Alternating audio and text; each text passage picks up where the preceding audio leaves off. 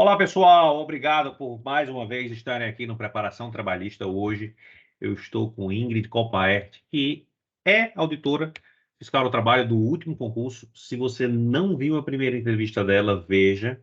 Tem uns 5 anos, mas eu penso que muitas coisas ainda são bem presentes e bem relevantes.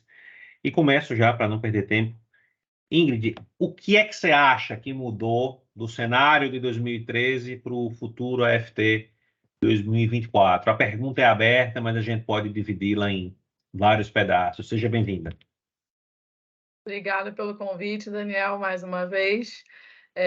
Todos que estão me assistindo aí, é um prazer falar aqui um pouquinho sobre esse concurso tão peculiar.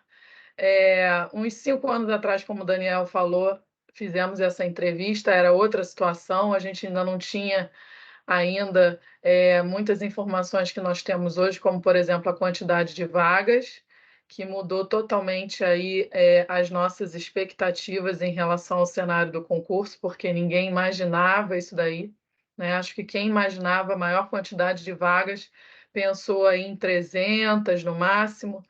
Então a gente está com um cenário muito otimista.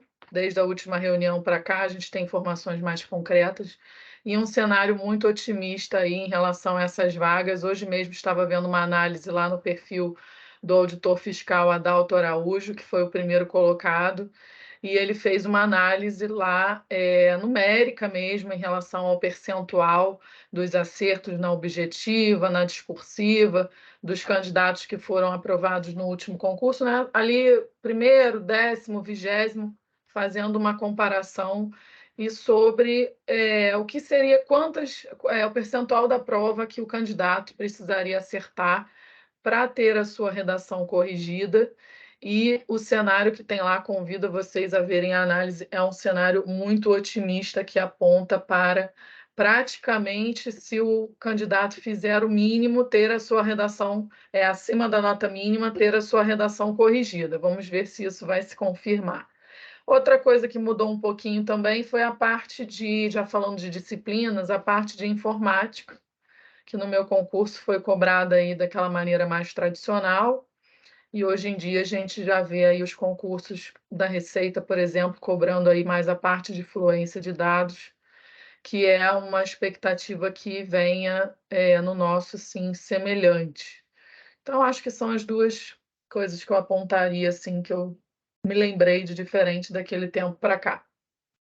Você, eu comecei a estudar um mês antes da autorização, que em 2013 foi em fevereiro, e você estudou 10 meses, não foi?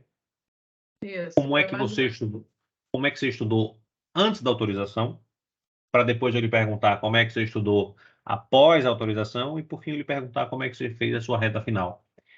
Pré-autorização e pós-autorização, como é que foi mais ou menos o seu estudo? Tá, eu comecei a estudar ali uns 2 meses antes da autorização.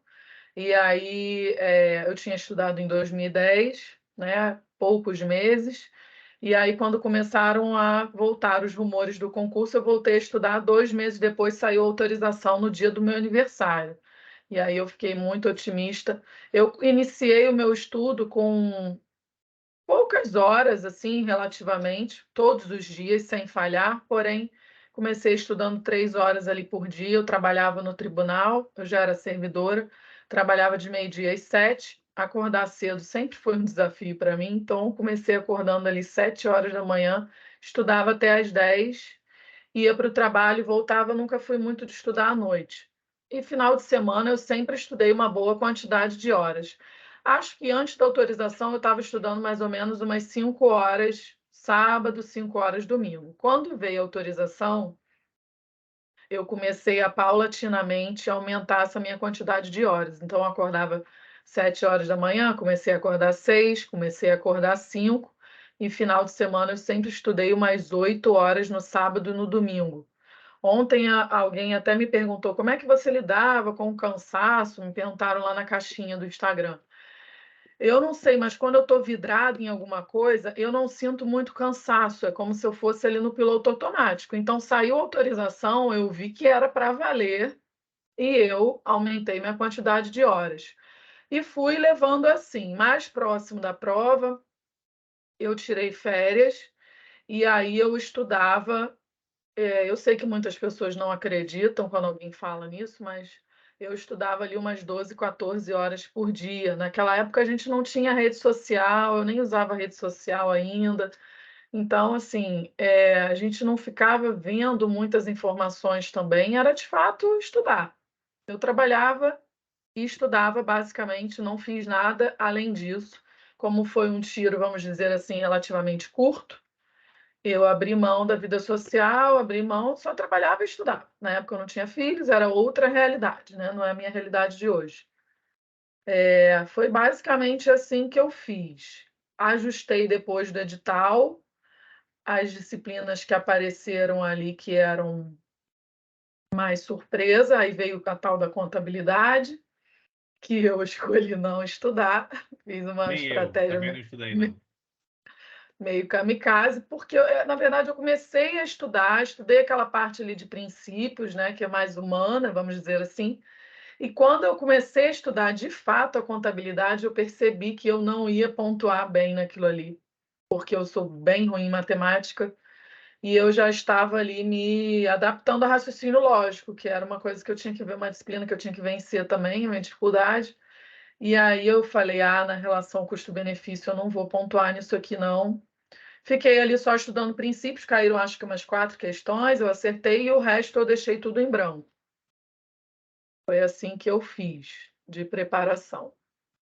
Perfeito. Diga uma coisa, como é que a Ingrid de 2023 estudaria para esse concurso agora com família, com filho? Mudaria o quê? Você que é mãe, e muitas mães nos seguem nas redes sociais e nos assistem aqui. Mudaria muita coisa? Com certeza mudaria o tempo que eu tinha disponível. Eu atendo muitas mães, tem muitas alunas minhas de mentoria que são mães, inclusive de bebês pequenos, e uma delas estuda na Soneca dos Filhos. Eu contaria com a ajuda que eu pudesse. Eu ia, nos próximos meses, é o que eu falo com elas, a ajuda que vocês puderem ter, o que vocês puderem delegar. Se tiver oportunidade, o filho estuda meio período, coloca no integral nos próximos 6 meses. Pede mais ajuda da mãe. Delegue o máximo de atividades que você puder delegar. Eu sei que a mãe sempre tem aquela, né? Ser mãe é ter culpa. Daí a gente tem culpa ali das coisas que a gente faz, que a gente não considera que são 100%, mesmo fazendo próximo de 100%, a gente sempre vai estar se culpando aí por alguma coisa, mas eu delegaria o máximo de coisas que eu pudesse para ter mais tempo de estudar, como eu falei. Pedir ajuda de irmã, pedir ajuda da mãe, colocar o filho no integral se o filho está no parcial. A maior parte das pessoas que estuda para esse concurso já trabalha. Então, tem aí uma condição financeira de investir um pouco aí nesses próximos 6 meses para isso se reverter em horas de estudo. Eu tenho uma aluna que está fazendo marmita final de semana para a semana inteira, já faz porcionado, para não ter que ficar ali na hora do filho se alimentar fazendo a comida. Então, são estratégias do dia a dia realmente para reverter em mais horas de estudo. Eu delegaria o que eu pudesse e organizaria bem a minha rotina ali com os horários fixos de estudo. Eu vejo que as pessoas falham muito nisso, não só as mães, mas deixam o dia correr solto para encaixar o estudo quando sobrar tempo ali depois das outras atividades fixas. E aí a gente é engolido pelos dias, a verdade é essa. A gente pega o celular, começa a resolver um monte de coisa, olha para o varal, tem roupa para recolher. Então você tem que colocar ali o horário fixo em que você vai executar o estudo. Se possível, com alarme no celular, para ficar bem claro que você está invadindo o horário do estudo para fazer outra coisa. No caso das mães, eu encaixaria aí esses horários fixos de estudo no horário fora das atividades ali com a criança, delegaria o máximo que eu pudesse, gente, sem culpa, vai se reverter em benefício para eles e é por um período curto. A gente está praticamente aí na corrida de 100 metros, quase lá. A sua frase, ser mãe é ter culpa, é boa e pode ser uma frase que ilustre a nossa conversa. Você ficou em 10º lugar no concurso, não foi isso? Então, Isso. uma excelente colocação, mas algumas coisas deram errado. É provável. Cite algumas coisas que você sente que depois de você ter se tornado auditora, ter se tornado mentora, você percebeu e disse, poxa, aquilo dali poderia ter sido feito um pouco diferente. O que que eu faria diferente? Gente, eu não consigo imaginar algo que eu faria diferente. No estudo da época, eu faria diferente, eu teria dado mais atenção para as discursivas. Eu passei, fiz curso, mas eu poderia Sofreu. ter tido uma nota melhor em uma das questões lá do parecer.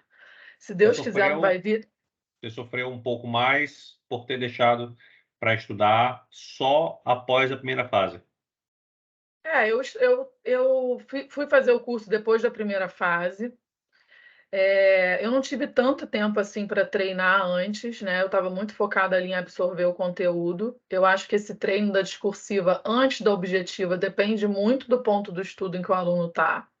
Tem aluno que já tem repertório, aluno sem repertório não dá para ficar treinando discursiva, porque você lê aquilo ali, você se atemoriza. Você acha que você nunca vai chegar naquele nível. E, na verdade, a resposta é ter repertório. Muitas vezes a gente não sabe a resposta exata. Eu lembro que teve uma questão de direitos humanos lá da Convenção das Mulheres, que eu não sabia a resposta, mas com o repertório a gente consegue montar uma resposta satisfatória. Eu tirei, sei lá, 15 pontos alguma coisa nessa questão, que valia 20. Então, no final das contas, consegui responder. Então, acho que treino discursiva precisa de repertório, Defina né? Como melhor eu o que é estudei ter num curto, repertório, por é exemplo. ter base de estudo já. É não começar a treinar discursiva ali no começo do estudo, no meio do estudo, eu deixaria isso um pouco mais para frente. Porém, mesmo eu treinando as discursivas, fazendo o curso, eu tinha que ter treinado mais de fato, eu sentar para fazer, sabe? Eu ficava muito lendo ali a estruturação, aí lia a resposta, porém eu mesma sentar e aí a conclusão foi que eu cheguei na prova sem um modelo de parecer muito amarrado na minha cabeça, em termos de estruturação. Vou ver o que vai vir, como eu vou responder. Existiam algumas formas que os professores abordavam como possíveis, né? Eu tinha que ter escolhido uma ali, treinado exatamente aquele modelo para responder na prova. E aí, enfim, eu passei, né? Mas eu não passei com notão no parecer, passei ali com um pouco além do mínimo. Na dissertação fui muito bem, eu quase gabaritei, tirei 39,93 de 40, e no parecer eu passei próximo do mínimo. Então veja a diferença, né? Dissertação a gente está mais acostumado a fazer durante a vida, ou Enem, ou né, no meu tempo, eu sou mais velha, não tinha Enem ainda. Aliás, eu acho que eu fiz o primeiro Enem, agora eu não lembro exatamente, mas enfim, mesmo em provas de faculdade que não sejam Enem, a gente está acostumado a fazer dissertação. Agora, parecer, não, né? E eu tinha que ter treinado melhor isso. Enfim, passei, deu certo, mas algumas pessoas escorregaram nessa aí. Pois é, eu acho que as histórias, elas são muito contadas por quem vence. E aí a gente perde uma série de ensinamentos daqueles que não conseguiram. Então, você acha que ter treinado mais o modelo parecer teria lhe ajudado mais? É Teria me isso. ajudado mais na hora da resposta, ficar mais bem estruturado e mais prático de eu responder ali na hora, né? São muitas informações. Eu acredito que vai vir de novo uma situação, um problema. Tem que vir, porque é próprio da atuação do auditor. Torço para que não venha um modelo parecer, porque acredito que nem é um documento que a gente passa na prática, que mais se assemelharia é um relatório técnico de embargo ou de interdição, por exemplo, em que a gente coloca ali as irregularidades, o que a empresa tem que fazer para sanar, mas não é um documento parecer técnico que a gente faça. Então, eu espero que não venha essa formatação de resposta. Sinceramente, eu acho que muita gente boa ficou por aí, não pelo conteúdo, mas pelo formato. Pela estrutura que eles não dominaram. É, isso aí. Você tinha uma rotina de fazer questões na seu dia a dia? Você tinha uma rotina de ler lei seca? Como é que era essa estruturação ao longo desses 10 meses? Você começou com muito conteúdo, depois foi para a lei, depois foi para a questão. Como é que você estruturava isso?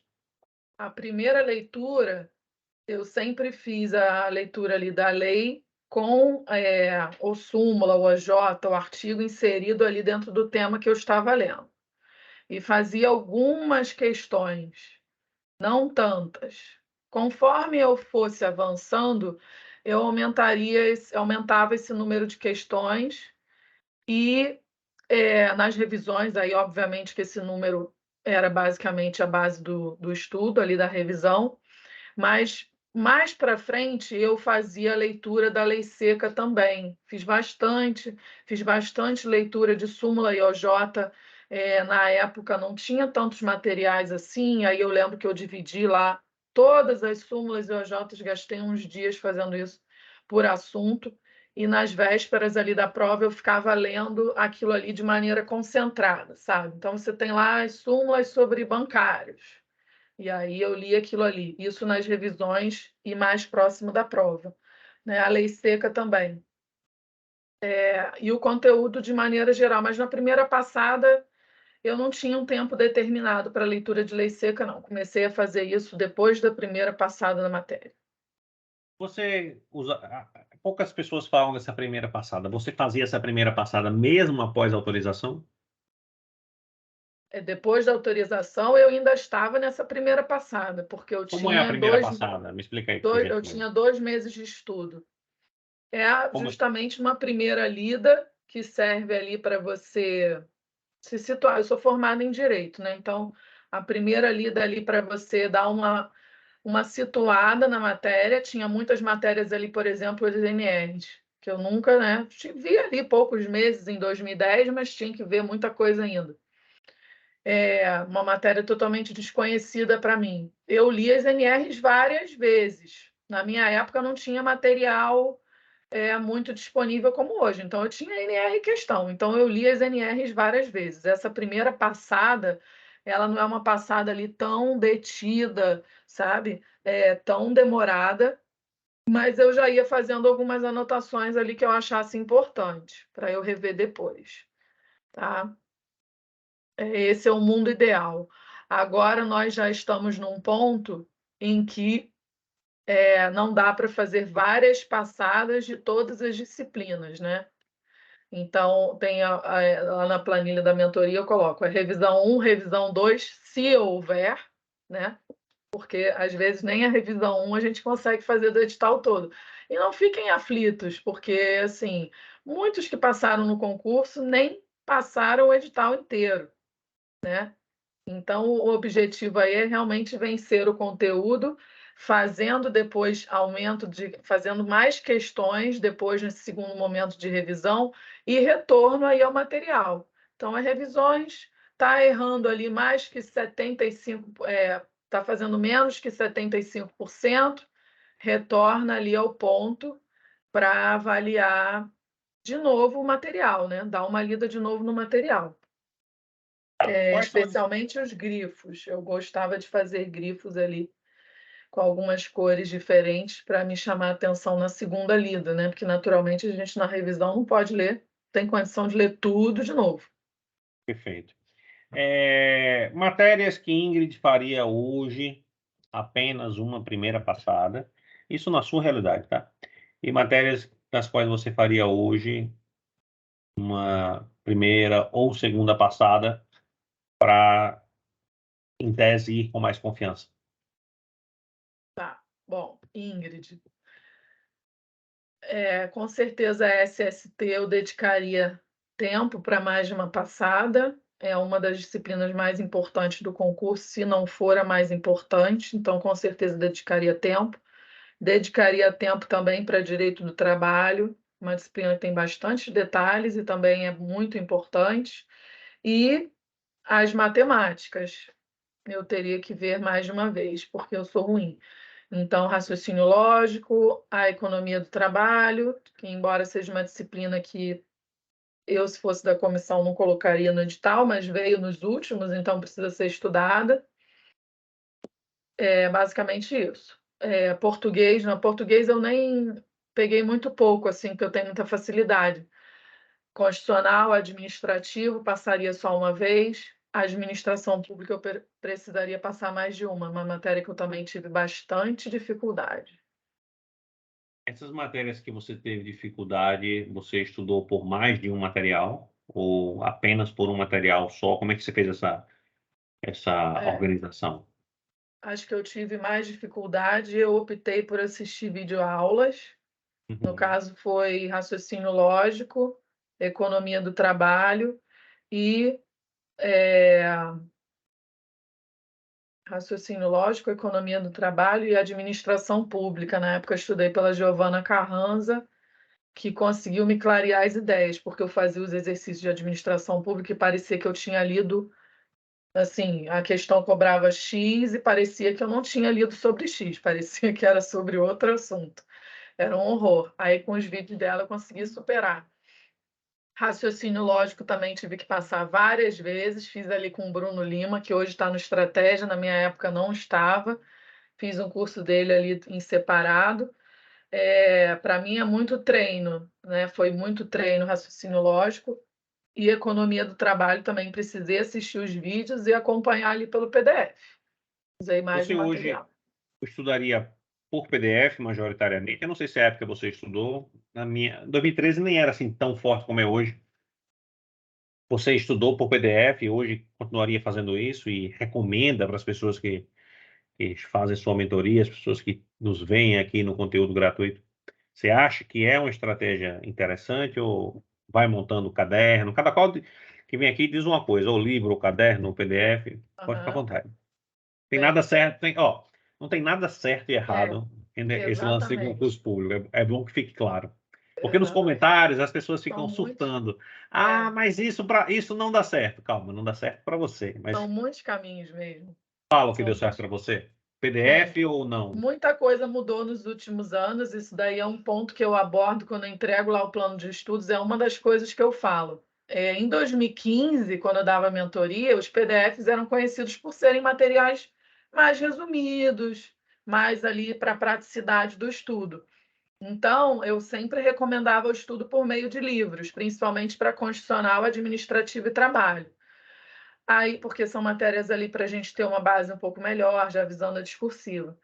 E aí, os anos foram passando e os PDFs foram melhorando bastante. Hoje em dia estão muito extensos, inclusive, às vezes, igual aos livros, né? Então, hoje, estudar por livro ou PDF, para a maioria das disciplinas, passou a ser uma questão de escolha, assim, eu digo, em relação à quantidade de páginas, né? Porque as pessoas têm um pouco de trauma com livro e acham que vão, demorar muito tempo, mas se você pegar um livro aí na ordem de 1.100 páginas, e você for parar para fazer um cálculo, né?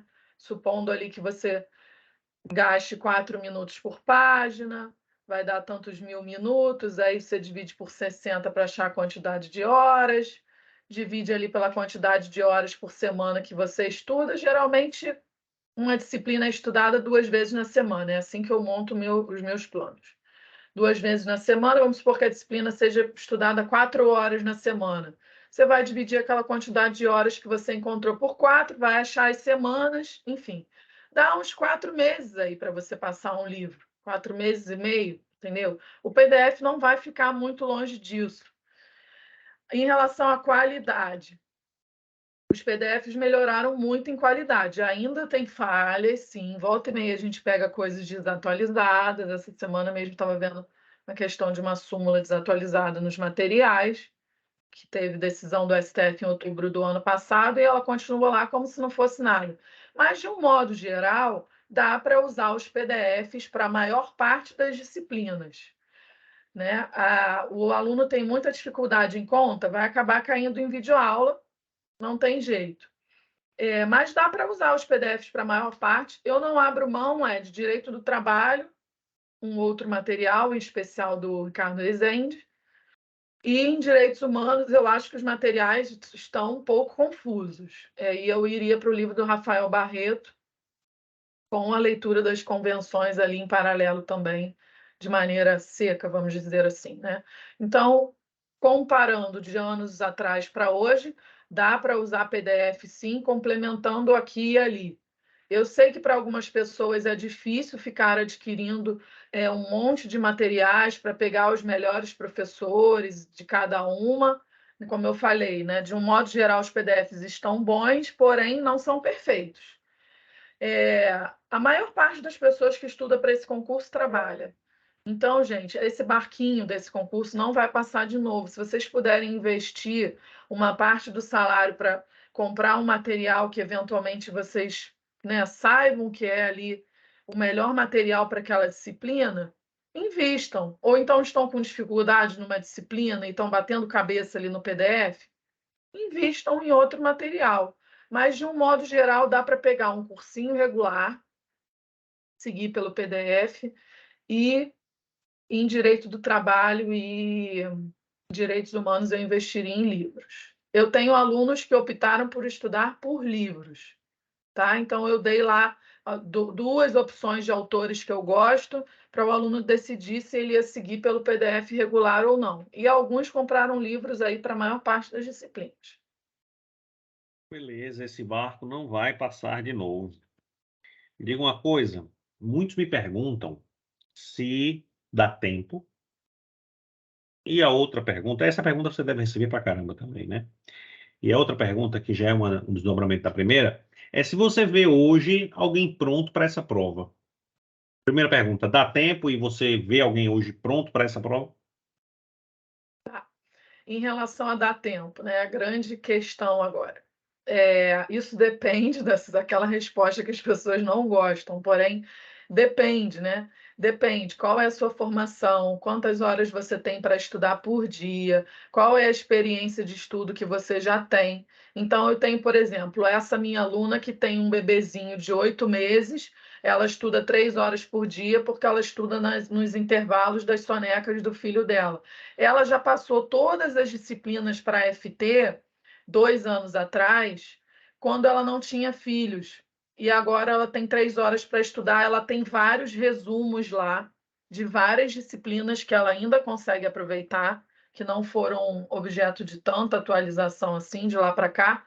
E aí ela está estudando, gente. Está estudando muito bem, tá? Então, assim, depende, né? Agora, chega para mim uma pessoa como volta e meia vem no direct, você acha que vale a pena? Eu pergunto, você já estudou para concurso?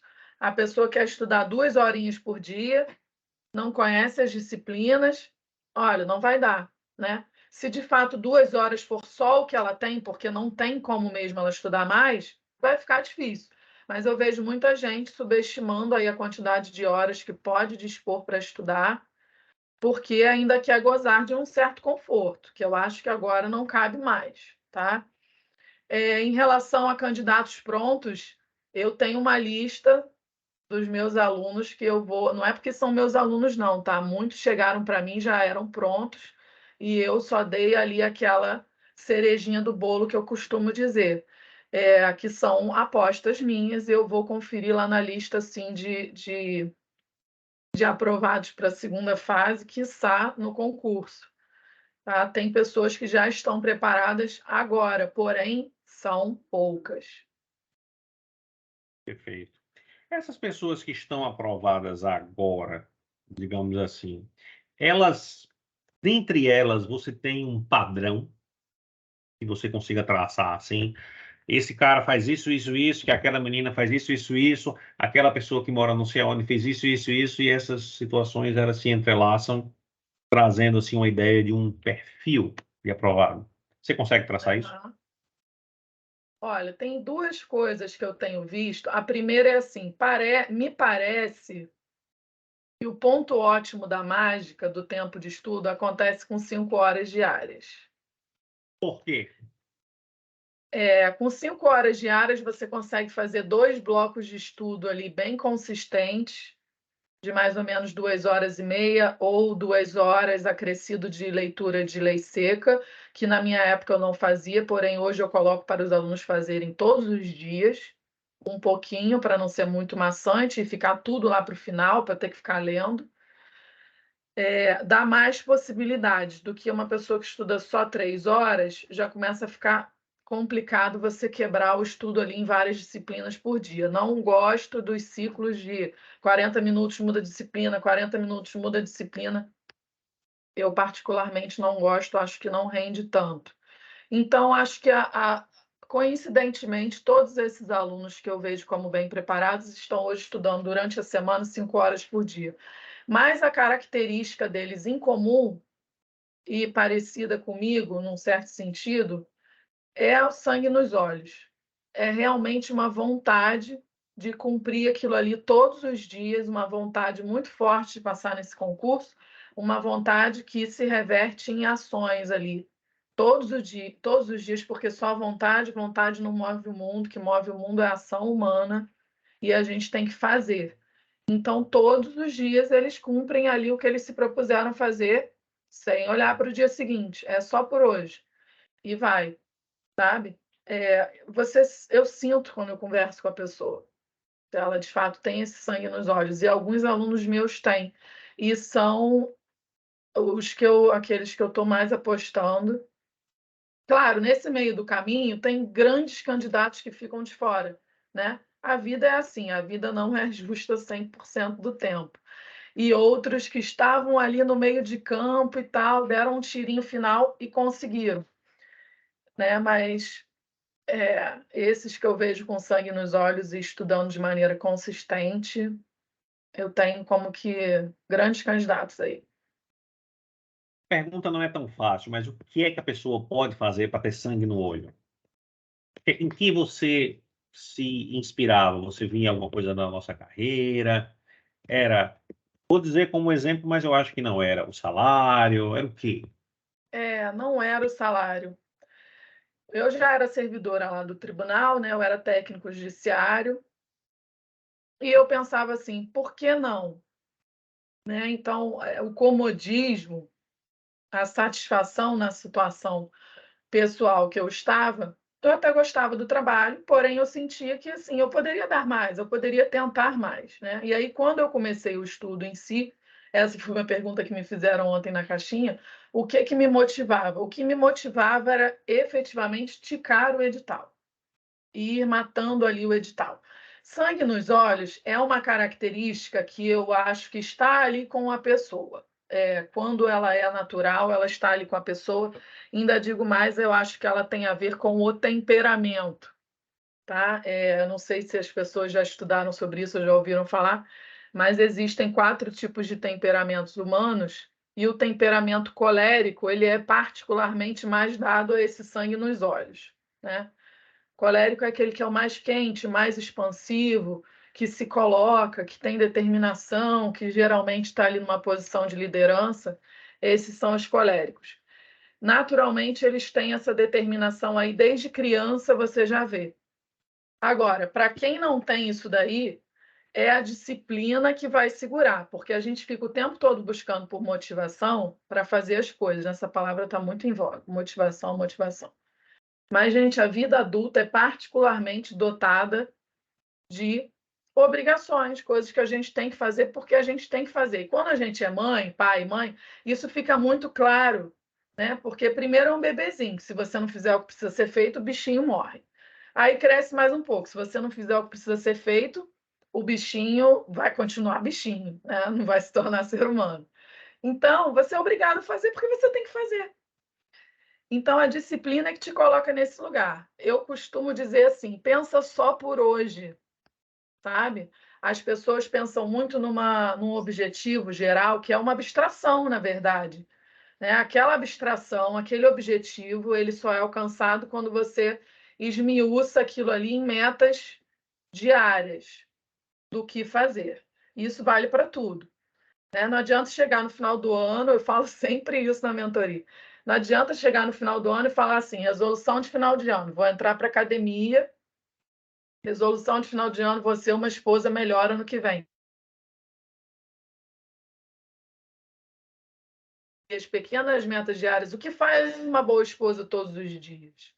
Alguém que quer manter uma rotina de exercício físico faz o que todos os dias? Tem o horário, tem a academia, que tem que se matricular, né? Tem que determinar ali o horário fixo em que vai exercer aquela atividade. Então, são as pequenas metas diárias que vão fazendo a gente, pouquinho a pouquinho, chegar lá. E a gente tem que pensar só naquele dia, sabe? Se tem dificuldade, se é uma pessoa que mais vai ficar ali no abstrato, pensa só por hoje. O que que você planejou para hoje, né? E aí puxa outro assunto que é o do planejamento. Eu vejo a maior dificuldade das pessoas é, de fato, montar um planejamento. Elas gastam muito tempo com isso. E se você tem um planejamento bem feito, o planejamento ele te diminui as chances do fracasso. Faz você ali prever situações que muitas vezes você dá como sendo um imprevisto que não são imprevistos. Você poderia ter previsto aquilo antes se você tivesse se planejado. Vou dar um exemplo. Tenho lá um dia super cheio de alunos de manhã, depois tem meu horário de trabalho como FT e de noite mais alunos para atender, que tem sido basicamente o padrão aqui em casa. Se eu no domingo não pegar lá o meu planner e organizar a minha semana e colocar o horário lá da academia, 6 horas da manhã, né? Tem dias que eu vou para a academia no horário do almoço, que eu posso ir lá no horário do almoço e voltar. Mas naquele dia que está cheio, eu ia chegar no final do dia, se eu não tivesse me programado, eu ia falar assim: caramba, nem deu tempo de ir na academia hoje. Você foi engolido pelos dias. Você não se planejou. Aquilo era previsto de acontecer. Sei lá, no domingo teria condição de olhar os teus horários e falar: aqui na quarta-feira eu vou ter que acordar 6 horas da manhã. E o estudo é a mesma coisa. Se você não se planeja, você fracassa mais porque você é engolido pelos dias. Então, você tem que montar um planejamento para você ter a meta do dia e você só olhar para a meta do dia. Ah, mas eu falhei hoje. Amanhã a tua meta do dia está bem descrita, você vai olhar para ela e você vai cumprir. Perfeito não vai ser. Todos os candidatos acham que todo mundo está estudando melhor do que eles, mais do que eles. Não, gente, todo mundo tem aí os seus dias bons e ruins, tá? Para isso, as metas têm que estar bem definidas. Você falhou, a do dia seguinte tem que estar bem amarrada para você olhar para ela e cumprir ela. No dia seguinte, é a mesma coisa. Você fez direito, eu fiz direito e administração, e eu lhe pergunto: existe uma formação específica para a pessoa ter maior vantagem nesse concurso? Essa é uma pergunta que muitas pessoas fazem. Eu vejo, assim, por amostragem na carreira, né? Vejo aqui os colegas de Niterói, Cuiabá, onde eu estive, existem muitos e muitos colegas que não são do direito, tá? E existem aqueles também que têm um contato ali com a parte de saúde e segurança do trabalho, que são particularmente candidatos que eu acho bem interessante, assim, e serão bem úteis para nós na carreira. Mas não, tem gente de formação de tudo que é tipo, tem dentista, lembro lá em Cuiabá o Alex, dentista, tem gente formada em direito, tem engenheiro químico, engenheiro elétrico, tem biólogo, tem psicólogo. Não se acanhem por isso, gente. Isso daí não vai determinar se vocês vão chegar lá ou não. Perfeito. Quando você entrou na carreira, a carreira era o que você esperava? Era melhor do que você esperava ou era aquém do que você esperava? O que é que lhe impressionou mais e o que é que lhe desapontou mais?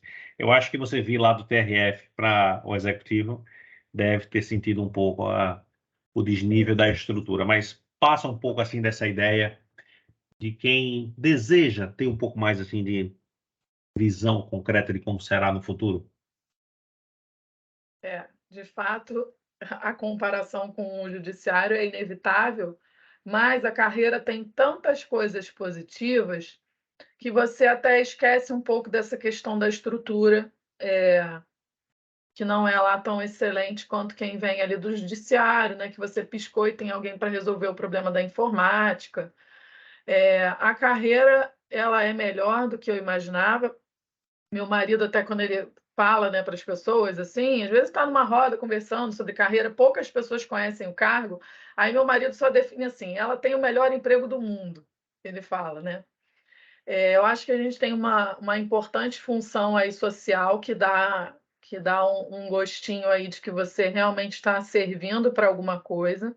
Se você, de fato, focar no trabalho, a grande virada de chave para mim foi o dia em que eu parei de pensar que eu estou enxugando gelo, porque em algum momento isso passa pela cabeça, né? Você está fazendo, fazendo, fazendo, continua tudo errado e, né, e isso não vai adiantar nada. Quando eu comecei a focar individualmente ali em cada fiscalização que eu estava fazendo e nas mudanças que seriam implementadas ali para aquele ambiente de trabalho, aquele trabalhador, aí a coisa virou, porque eu vi que realmente vale a pena. Tem até um conto sobre as estrelas do mar, teve um dia que eu postei até nos stories, que é a história de um garoto que estava lá na praia, cada estrela do mar que chegava na areia, ele pegava e jogava ela de volta no mar, cada um. E aí chega uma pessoa e fala: Mas o que que você está fazendo? E aí ele diz: Eu estou jogando as estrelas de volta no mar para que elas não morram. E aí a pessoa fala: Mas que coisa idiota, por que que você está fazendo isso? Várias vão morrer, é só você que está fazendo isso no mundo, né? E aí ele vira e responde: Não, mas para essas aqui que eu estou jogando de volta no mar, vai fazer a diferença, né? Então é isso que a gente tem que pensar ali no trabalho. E aí, quando eu tive essa virada de chave, a fiscalização ficou muito mais agradável para mim. E o fato da gente poder organizar o nosso horário de trabalho, de fato, assim, eu não me imagino mais trabalhando lá dentro do tribunal de meio-dia às 7, como eu trabalhava, né? Então, essa é a independência que a gente tem também para desenvolver o trabalho, né? Então, a gente tem ali os chefes de fiscalização, mas não tem alguém dizendo que a gente vai fiscalizar assim ou assado, que a gente vai autuar isso aqui ou aquilo ali, que a gente vai lavrar auto assim ou assado. A gente tem, claro, orientações gerais, temos orientações gerais da CIT, porém a gente tem bastante liberdade essa que deve ser acompanhada da devida responsabilidade, porque senão a gente se perde no meio de tantas ordens de serviço. Mas para mim é melhor do que eu imaginava. Quando eu entrei, eu não conhecia muito do cargo, né? Eu fui fazer o concurso de auditor porque era um concurso que eu ia subir de cargo, mas eu não queria nenhum que tivesse prova oral. Eu não queria fazer magistratura, eu não queria fazer MPT, né? Eu entrei na faculdade de Direito falando que eu ia ser juiz, e as pessoas também falavam que eu ia ser juiz, mas logo nos primeiros semestres eu desisti e não era isso que eu queria. E aí, lá no TRF, eu queria subir de vida, vamos dizer assim, mas sem prova oral. E aí, esse concurso entrou muito bem. Eu nunca fui muito das exatas, então, físico, propriamente, não é para mim. Então, já FT aí foi perfeito. Beleza. A Ingrid de 2013, eu suponho, eu ainda não a conhecia, devia ser uma Ingrid mais aventureira, mais destemida. E essa de 2023, casada e com filha, um pouco mais conservadora, mais comedida. E aí vem uma questão que é bem recorrente, que são as lotações. Você, em primeiro lugar, hoje, iria para Cuiabá de novo? Sim ou não? E depois quanto do seu tempo, da sua paciência, da sua, vamos extrapolar, sanidade mental, seria gasta atualmente ao pensar nas possíveis futuras lotações, que nem nós que estamos dentro da carreira sabemos quais serão. Exatamente. É uma das perguntas mais recorrentes, né? E na minha época, de fato, quase não se falava disso, não via essa grande preocupação. É, Agora, mais um ponto positivo, essas 900 vagas dão esperança aí para a gente ter mais ofertas de vagas em todas as regiões do Brasil, né? Eu hoje, com a minha família, da forma que ela está estruturada, eu não teria problema em voltar para Cuiabá. Eu gostei muito da cidade, mas eu digo assim, sair daqui para qualquer lugar, né? A forma como o nosso trabalho aqui, o trabalho do meu marido está estruturado e etc., eu conseguiria ir para outro lugar, sabe? E aí isso daí depende muito de família para família, né? Se fosse alguns anos atrás, por exemplo. Aliás, alguns anos atrás eu estava doida para ir para São Paulo, para me remover para São Paulo, porque meu marido, o trabalho dele tinha tudo a ver com São Paulo. E aí eu até cheguei a conversar com a Adalto sobre isso na época que eu casei. queria muito ir para São Paulo, só que hoje o trabalho dele já está estruturado de outra maneira que daria para a gente ficar em qualquer lugar do mundo, talvez. Porém, para mim, não dá para qualquer lugar do mundo, tem que ser do Brasil. Mas daria para ir para qualquer lugar. E eu, sinceramente, gente, eu iria. Eu iria para qualquer lugar. Foi uma ótima experiência. Eu sei que as pessoas têm muita apreensão em relação a isso, mas a gente pode se surpreender. Quando a gente coloca esses entraves aí baseados em exercício da imaginação, né? A gente perde muitas oportunidades. Foi ótimo. Eu, inclusive, considerei ficar em Cuiabá. Claro que eu não era casada ainda e tudo. Considerei ficar lá, eu gostei muito da cidade. Eu iria. Acho que para qualquer lugar, assim. Não sei se para Altamira, quem passou para Altamira, se não me engano, não toma posse, né? Mas, enfim, eu acho que eu iria, gente. Eu iria para qualquer lugar aí, sabe? Você sendo a FT, você organiza o seu trabalho, você vai ganhar um bom salário, você, final de semana, pode viajar para ver sua família. Quem é casado tem filhos, tem que organizar isso daí direitinho, né? Se for a mulher, fica um pouco complicado, se for o homem, organizando dá. Eu lembro que no nosso concurso teve algumas situações assim. Teve o Rafael, que, se eu não me engano, ficou em Marabá, ele tinha um filho pequeno e vinha para o Rio, né? E com o tempo as coisas para todo mundo assim foi se ajeitando. É isso aí. Essa foi Ingrid trazendo uma atualização mais aprofundada sobre a entrevista que ela deu em 2017 ou 2018, não estou bem lembrado. Morávamos no mesmo condomínio, você foi lá em casa gravar. Quem tiver interesse, dá uma pesquisada na playlist AFT 2024 que você vai encontrar a entrevista dela. Ingrid, muito obrigado pela sua contribuição, a segunda que você traz aqui. Faremos outras, possivelmente quando a gente tiver um edital ou quando a gente tiver aí Opa. uma outra fase. E fica aí o seu recado final para o pessoal. Pessoal, vou usar esse espaço aqui final para fazer uma pergunta para vocês. Qual que é o preço desse sonho de vocês? Tem uma frase que é muito bacana, não é minha, mas eu uso para muitas situações no dia a dia, que é: muito custa o que muito vale. E é justo que seja assim, tá? Então, invistam tudo que vocês puderem nessa reta final, nesse concurso de AFT, que realmente 900 vagas. Vejam lá a análise da prova, lá no perfil do Adalto Araújo, e abdiquem do que vocês puderem abdicar para se reverter em mais tempo de estudo e se dediquem, porque esse concurso é único, é maravilhoso. Vou usar as palavras que o Flávio Nunes usava lá no nosso curso de formação. É maravilhoso o CFT, vocês não imaginam como é maravilhoso o CFT. É isso. Valeu, minha amiga. Muito obrigado, viu? Obrigada. Até mais. Beijo. Tchau, tchau. Tchau.